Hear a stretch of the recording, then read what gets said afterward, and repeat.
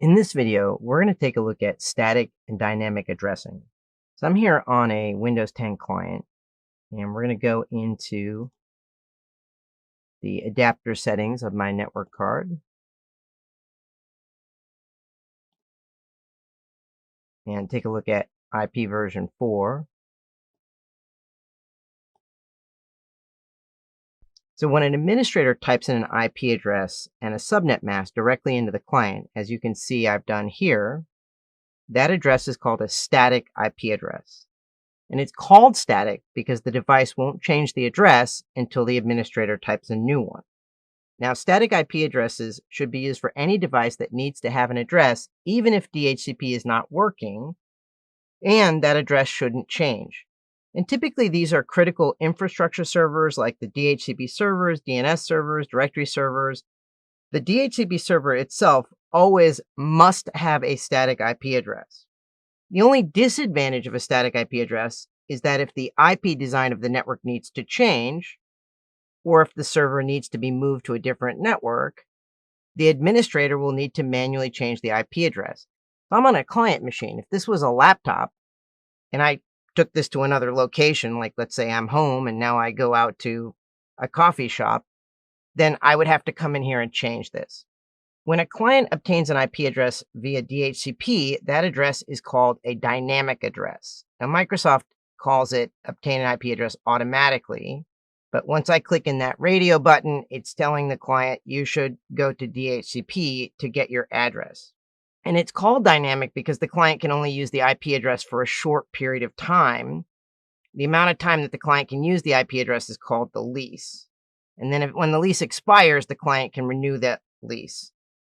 If the client's unable to renew the lease or the device is moved to a different network, the client will obtain a new IP address from the DHCP server. So dynamic addresses can change at any time depending on what's going on with the DHCP server.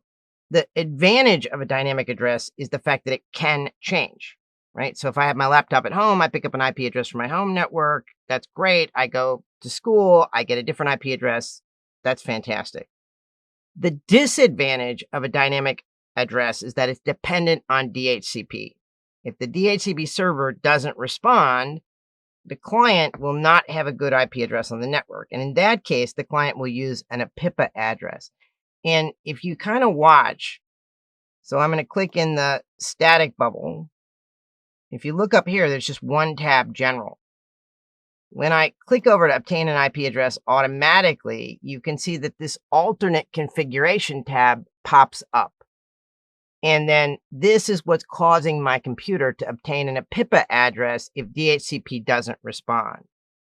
Now, if there's a situation where you can anticipate that DHCP is not going to respond and you don't want an APIPA address on a Windows machine, you could actually put in an alternate static address to use. But for everything that you're going to do in your work, you should just assume that people left this because hardly anybody even realizes this is here. So I'm going to leave this set. If DHCP doesn't talk to you, go for an APIPA address. And let's take a look at what happens to the client. And I do have a DHCP server, but I have it sort of turned off so it won't reply to the client so that we can see APIPA, and then we'll go ahead and turn DHCP on and then look at the difference. I'm just going to go into a command prompt. And let's do our IP config. And you can see I picked up an APIPA address. We know that because it starts with 169.254, and it's got that 16-bit subnet mask 255.255.0.0. Notice APIPA addresses don't get a default gateway. And if I do ipconfig all,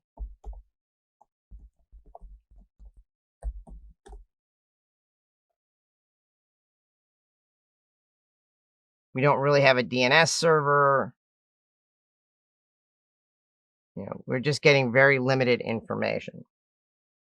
Now, the client is going to try about 5 times to contact the DHCP server before they set the APIPA address. After that, they periodically retry to contact the DHCP server, but there are longer times between each try until eventually the client gives up. That means if it takes you a long time to fix the DHCP server, you may need to reboot the clients for them to get an IP address from the DHCP server after you fix it. So let's go ahead and fix our DHCP server. I'm going to go over to the DHCP server and let's take a look at what's going on over there. So we're here on our DHCP server. It's actually named DHCP1. And I'm going to go into the DHCP management console.